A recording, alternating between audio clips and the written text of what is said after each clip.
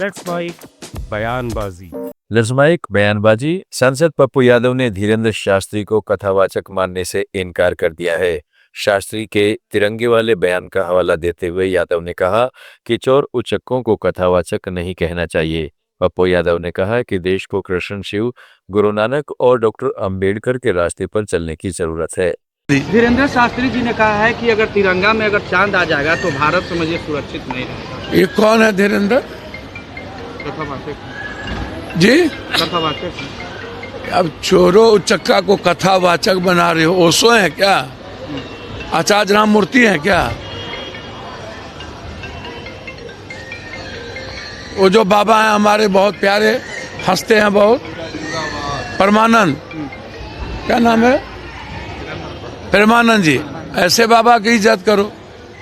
ये चोर उचक्का जिसका कोई लेना देना नहीं, सनातन का कुछ पता नहीं, 300 करोड़ का एक ठो बाबा अभी शादी किया है राजस्थान में।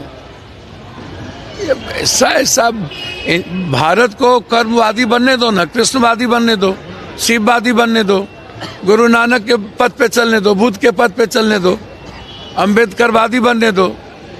भारत को ही ढोंगीवादी क्यों बना रहे हो भाई आप लोग? प्रयागराज में शंकराचार्य स्वामी अभिमुक्तेश्वरानंद के साथ कथित दुर्व्यवहार का मामला शांत नहीं हो रहा। अभिमुक्तेश्वरानंद ने प्रयागराज में पुलिस से कार्रवाई का खुलासा करते हुए कहा कि 13 साल के एक बच्चे को भी पुलिस ने इतना पीटा कि उसके कान से खून बहने लगा। उन्होंने कहा कि उस समय 35 लोग पकड़े गए और वे अकेले रह गए।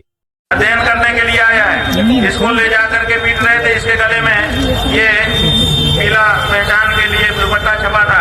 आप देखिए इसमें इसके नाक से खून बहने लग गया। इतना मारा इसको, वो इसमें दर्ज है। ये क्या है? सरकार बर्खास्त कोई रास्ता नहीं बचा। हमारे कुल 35 लोगों को इन्होंने पकड़ लिया और उसके बाद हम पूरी तरह से अकेले हो गए।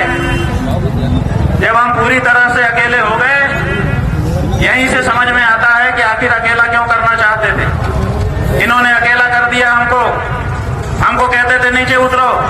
हम नीचे नहीं उतर रहे थे। हम जान रहे थे कि अगर हम भीड़ में गए तो मार दिए जाएंगे, तो हम नीचे नहीं उतरे, बैठे रहे। इन्होंने फिर माइक से तरह तरह के प्रवाद कहने शुरू किए, तरह तरह की बात कहनी शुरू की। आप लोगों में बहुत से लोगों ने उसको कई बार रिकॉर्ड किया। हमको उत्तेजित कर रहे थे कि ये उत्तेजित होके कूदे और कूदते ही हम लोग जो करना है हमको कर दे। हम उत्तेजना में नहीं आए बंधुओं। हम आप माघ मेले के मंच से स्वामी निग्रहाचार्य ने प्रयागराज शासन को कड़ी चेतावनी दी है। उन्होंने प्रयागराज में अभिमुक्तेश्वरानंद सरस्वती के साथ हुई घटना का जिक्र करते हुए कहा कि शिखा पकड़कर निरीह सज्जनों को लात मारने वाले इस अत्याचार को बर्दाश्त नहीं किया जाएगा। कल क्या हुआ? समाचार प्राप्त हुआ कि ज्योतिष पीठाधीश्वर जा रहे थे स्नान करने के लिए। बीच में प्रशासन से कुछ उलझन हुई। प्रशासन के लोग अपने आप को परम पुरुषार्थी मानते हुए ब्राह्मणों की शिखा को पकड़ पकड़ कर खींचते हुए उनको पीटने लगे।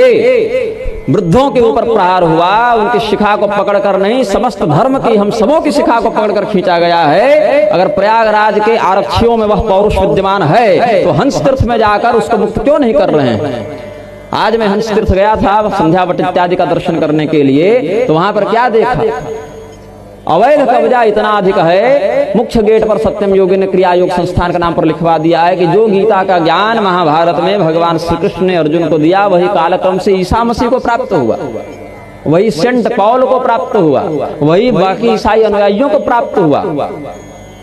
अब हमारे धर्म के जो मान्य मत्स्य पुराण, नारद पुराण, कुरु पुराण, जैमिनियाश्वमेध इत्यादि धर्म ग्रंथों में जिन तीर्थों का वर्णन है, भगवान हंस के द्वारा प्रवर्तित संप्रदाय आज निम्बार्क संप्रदाय के नाम से जाना जाता है। निम्बार्क संप्रदाय के एक बहुत महनीय आचार्य केशव कश्मीरी भट्ट जी वहां पर तपोरत रहते थे। आज स्वयं को निम्बार्क संप्रदाय का कहने वाला मुरारी काशी विश्वनाथ जी के मंदिर में अवैध प्रवेश करके वहां की मर्यादा को भंग कर देता है। लेकिन जो तीर्थ वास्तव में हंस भगवान की परंपरा से जुड़े हुए हैं, वहां पर संरक्षण करने के लिए कोई नहीं। स्वयं को उत्तर प्रदेश का यशस्वी मुख्यमंत्री कहने वाला आदित्यनाथ, जिनके गुरु गोरक्षनाथ जी ने वहां तपस्या की आदि परंपरा से, गोरक्ष रूपेण चरम तमीशम। हम गोरक्षनाथ जी के नमस्कार में क्या कहते हैं? साक्षात महादेव जी ही गोरक्ष रूप से पृथ्वी में विचरण करते हैं। क्यों? गोरक्षणाया वनिमंडलस्थम, इस पृथ्वी पर गो की रक्षा करने के लिए गोरक्षनाथ जी आते हैं। गोरक्ष रूपेण चरम तमीशम, गोरक्षणाया वनिमंडलस्थम, गोरक्ष शैलस्य गुहांतरस्थम। राहुल गांधी ने कहा है कि मनरेगा से महात्मा गांधी का नाम हटाकर उनका अपमान किया गया है, लेकिन असली मुद्दा नाम नहीं बल्कि गरीबों की सुरक्षा खत्म करना है। उन्होंने कहा है कि कांग्रेस पूरे देश में मनरेगा बचाओ आंदोलन चला रही है और मजदूरों के साथ मजबूती से खड़ी है।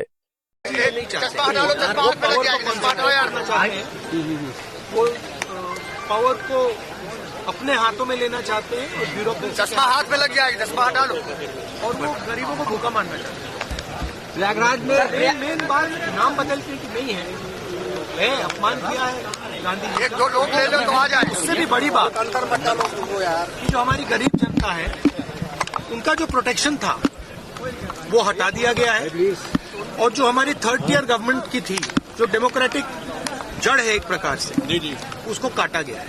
तो प्रयागराज में कांग्रेस पार्टी प्रयागराज आंदोलन के धरने पर बैठे हैं। भैया मुझे बोलने दीजिए, आपने सवाल पूछा है। तो कांग्रेस पार्टी पूरे देश में मनरेगा को बचाने का आंदोलन कर रही है, और जो हमारे थर्ड टियर ऑफ गवर्नमेंट है और जो मजदूरी करते हैं उनकी प्रोटेक्शन के लिए हम खड़े हैं। आइडिया देखिए, आइडिया को आप समझिए। नरेंद्र मोदी चाहते हैं कि देश का पूरा धन गौतम अदानी और अंबानी जी के हाथ कर दिया जाए। ये चल रहा है। एक तरफ हम जनता की रक्षा कर रहे हैं, जनता की सपोर्ट कर रहे हैं, दूसरी तरफ नरेंद्र मोदी जी देश का पूरा धन खींचकर अंबानी अदानी को दिलवा रहे हैं। Thank you. तमिलनाडु के मुख्यमंत्री M.K. स्टालिन का एक वीडियो सोशल मीडिया पर वायरल हो रहा है। उन्होंने राज्यपाल के रवैये पर प्रहार किया है। स्टालिन ने कहा है कि राज्यपाल ने जिस तरह का व्यवहार किया है वह विधानसभा का अपमान है। उन्होंने कहा है कि पेरियार अन्ना ने एक बार कहा था कि जिस तरह बकरी को दाढ़ी की जरूरत नहीं होती, उसी तरह राष्ट्र को राज्यपाल के पद की जरूरत नहीं होती। ஆளுநரின் செயல் என்பது நூற்றாண்டு கால மரபையும் நீண்ட பாரம்பரியத்தையும் கொண்ட இந்த மக்கள் சபையை, அதன் மாட்சிமையை அவமதிக்கும் செயலாகும் என்றே நான் கருதுகிறேன். 10/4/2023 அன்று இதே பேரவையில் நான் ஆற்றிய உரையின் ஒரு பகுதியை நான் இங்கே நினைவு கூற விரும்புகிறேன். ஆட்டுக்கு தாடியும் நாட்டுக்கு ஆளுநர் பதவியும் தேவையில்லை என்று பேரறிஞர் அண்ணா அவர்கள் கூறிய போதிலும், அதை முத்தமிழறிஞர் தலைவர் கலைஞர் அவர்கள் வழிமொழிந்த போதிலும், அந்த பதவி இருக்கும் வரை அதற்குரிய மரியாதையை கொடுக்க அவர்கள் முதலமைச்சர்களாக இருந்த நேரத்தில் தவறியதில்லை. அவர்களது வழியை பின்பற்றி நானும் அதிலிருந்து இம்மி அளவும் விலகியதில்லை. இந்த அரசும் தவறியதில்லை என்று அன்றைக்கு நான் எடுத்துரைத்தேன். அந்த கொள்கையொட்டியே நான் ஆளுநர் அவர்கள் உரை நிகழ்த்த வேண்டும் என்று நடவடிக்கை எடுக்க ஆணையிட்டேன். எனினும் மாண்புமிகு ஆளுநர் அவர்கள் ஏற்கனவே நடந்து கொண்டது போலவே மீண்டும் இன்று செயல்பட்டிருப்பது மிகவும் வருத்தத்திற்குரியது. தமிழ்நாடு சட்டமன்றம் 8.5 கோடி தமிழ் மக்களுடைய உணர்வுகளை பிரதிபலிக்கின்ற மாமன்றம். ஆளுநர் என்பவர் மாநில நலனில் அக்கறை கொண்டவராக, மக்கள் மேம்பாட்டில் ஆர்வம் கொண்டவராக, உண்மையை பேசுபவராக இருக்க வேண்டும். மக்களுடைய பேராதரவோடு பெரும்பான்மையோடு வெற்றி பெற்று ஆட்சி அமைந்துள்ள அரசு எடுக்கின்ற முடிவுகளுக்கு ஒத்துழைப்பு கூடியவராக இருக்க வேண்டும். அதைத்தான் அரசமைப்பு சட்டமும் அந்த பதவி வகுப்பிடம் இருந்து எதிர்பார்க்கிறது. ஆனால் நம்முடைய ஆளுநர் அவர்கள் அதற்கு மாறாக செயல்படுகிறார். மாநில நிர்வாகத்தை முடக்கவும் பொது மேடைகளில் அரசியல் पीर पंजाल के मुद्दे पर नेशनल कॉन्फ्रेंस प्रमुख फारूक अब्दुल्ला के बयान पर पीडीपी चीफ महबूबा मुफ्ती ने खड़ा ऐतराज जताया है। उन्होंने कहा है कि हम उनका सम्मान करते हैं, लेकिन वे भूल गए हैं कि उनके पिता शेख अब्दुल्ला को डिक्सन प्लान के समर्थन के लिए गिरफ्तार किया गया था। महबूबा मुफ्ती ने पीर पंचाल को दूर दराज इलाका बताते हुए कहा है कि जब भारत पाकिस्तान के बीच तनाव बढ़ता है तो यह सबसे ज्यादा प्रभावित होता है। फारूक अब्दुल्ला साहब उनकी बड़ी इज्जत करते हैं, हमारे सबसे इस वक्त टॉलेस्ट लीडर हैं, सीनियर हैं। तो उनको भूल गया कि उनके जो वालिद हैं शेख अब्दुल्ला साहब मरहूम, उनको डिक्सन प्लान के लिए ही अरेस्ट किया गया था। ये नेशनल कॉन्फ्रेंस का एजेंडा हो सकता है, शेख साहब मरहूम का एजेंडा हो सकता है, जिसके लिए उनको अरेस्ट किया गया, डिसमिस किया गया, जेल में डाला गया। मुफ्ती मोहम्मद सईद साहब की पार्टी का ऐसा कोई एजेंडा नहीं हो सकता है। तो उससे पहले मैं ये कहना चाहती हूँ कि जो पिछले कुछ दिनों से श्रीनगर में जर्नलिस्ट के साथ हो रहा है, जो रिपोर्ट्स आ रही हैं, उनको थाने में बुला के उनको बॉन्ड साइन करवाए जा रहे हैं, मैं उसकी मजम्मत करती हूँ। और मैं उम्मीद करती थी कि फारूक साहब इसके बारे में बात करेंगे, इसको कंडेम करेंगे, मगर उसके बजाय वो जो बात मैंने कह दी पीर पंचाल रीजन को लेके और चिनाब वैली रीजन को, आप सभी लोग जानते हैं पीर पंचाल एक ऐसा रीजन है, दूर दराज का इलाका है, और वहाँ जब भी हमारे दो मुल्कों के बीच में तनाव होता है तो शेलिंग हो, गोलाबारी हो, तो उसको उनका खिमियाजा भुगतना पड़ता है। और बहुत ही लोग वहाँ जो है अभी पस्त हालत में है। तो इनको इंतजामिया वहाँ देना, वहाँ डिवीजन उनको देना, एक डिविजनल कमिश्नर का बैठना, मुझे समझ नहीं आता ये कहाँ से बन गया डिक्सन प्लान। इसी तरह चिनाब वैली जो एनवायरमेंटली आपको पता है कि वहाँ कितना फ्रेजाइल है, कितनी वहाँ पर जो है नेचुरल डिजास्टर्स आते हैं, कितने वहाँ एक्सीडेंट्स होते हैं, क्या वहाँ का माहौल है, वहाँ जो बिजली सबसे ज्यादा पैदा होती है, जो हमारे पूरे स्टेट को नहीं पूरे मुल्क में जाती है, पर वहाँ अपने। मध्य प्रदेश कांग्रेस के अध्यक्ष जीतू पटवारी ने भाजपा सरकार पर अपराधी मंत्रियों को संरक्षण देने का आरोप लगाया है। पटवारी ने कर्नल सोफिया कुरैशी पर विवादित बयान, जहरीली दवाई और दूषित पानी का जिक्र करते हुए कहा है कि ऐसे बयान देने वाले मंत्रियों पर कार्रवाई क्यों नहीं हुई। उन्होंने भाजपा के 13 मंत्रियों पर भ्रष्टाचार के गंभीर आरोप होने की भी बात कही है। ऐसा है कि विजय शाह, जिनको कोर्ट ने कहा है कि इन पर मुकदमा अभी तक चला क्यों नहीं, इनको अभी तक मंत्री पद से हटाया क्यों नहीं। भारतीय जनता पार्टी लगातार अलग अलग तरीके से मंत्रियों के बयान, महिलाओं का अपमान भी करते हैं, सैनिकों का अपमान करते हैं, देश का अपमान करते हैं, फिर भी बीजेपी पे इसका असर नहीं आता। कोर्ट ने कहा कि इनका इस्तीफा लो, कोर्ट ने कहा इन पर मुकदमा चालू करो, तब भी बीजेपी के कान में जू नहीं रही। कैलाश विजयवर्गीय नगरीय प्रशासन मंत्री है, उन्होंने 24 मौतों पर पत्रकारों को गालियां दी, पर बीजेपी ने कोई कार्रवाई नहीं की। 26 बच्चों की मौत हो गई कफ सिरप से, स्वास्थ्य मंत्री का कोई इस्तीफा नहीं। 13 मंत्रियों पर करप्शन के आरोप है, 13 मंत्रियों पर भ्रष्टाचार के आरोप है, पर भारतीय जनता पार्टी को जो वोट मिला उससे वो जैसे सांप चूहा निकल जाता है और पड़ा रहता है अजगर, वैसी भारतीय जनता पार्टी इनके करप्शन को भी देखकर अजगर जैसी पड़ी है, ध्यान ही नहीं दे रही है।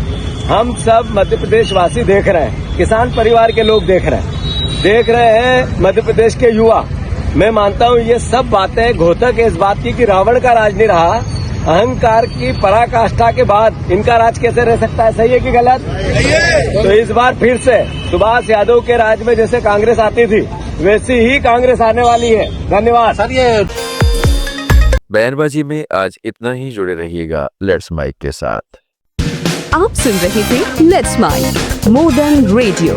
फॉलो कीजिए हमें हमारे सोशल मीडिया प्लेटफॉर्म्स पर। It's time for news. It's time for more than radio. Presenting the first radio news app, Let's Mic. Let's Mic, a news-based app on your phone where you get to watch and listen news, talk shows, interviews, radio show podcasts. On Let's Mic, you get all relevant information of TV, print, radio, podcast, and digital. Let's Mic talks about every segment of life.